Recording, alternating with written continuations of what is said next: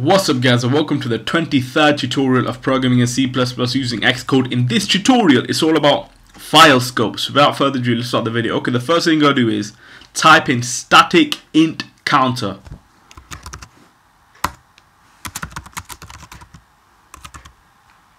Close that off. So what does this actually do? Variable with file scope. That's all you need to know for the first part. The second part is type in static void. Static void add counter or whatever.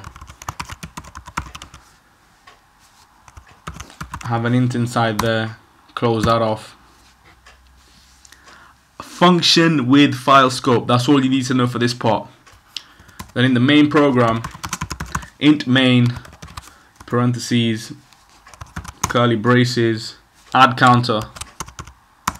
That is correct. Say 900 or 1940 or whatever. Close that off. In the next line we can just print it out. COUT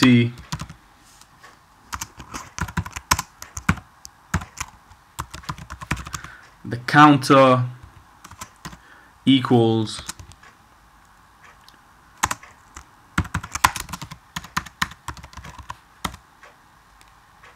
and then close this off. Hopefully there should be no mistakes.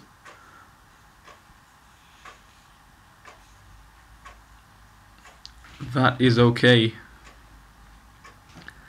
And now we need to have a function with file scope, so we can press enter and say static void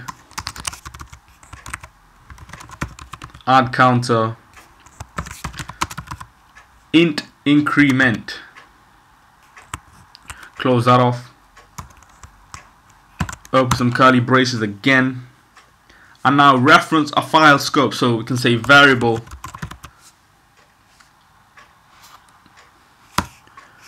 and then we can say counter plus equals, and that's it, equals increment.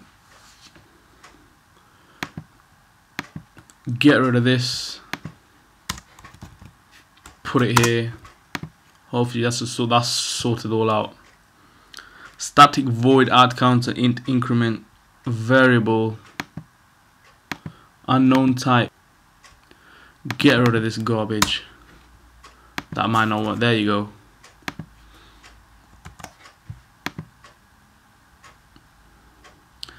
Okay, that is correct.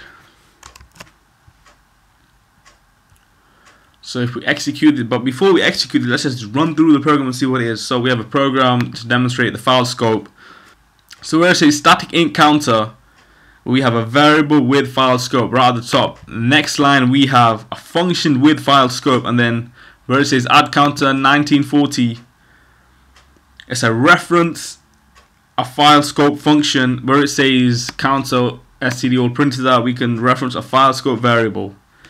Then over here we have function with file scope, and then where it says counter plus equals increment, reference a file scope, sort of a variable type. So if I just run this, we should get counter equals 1940. There you go.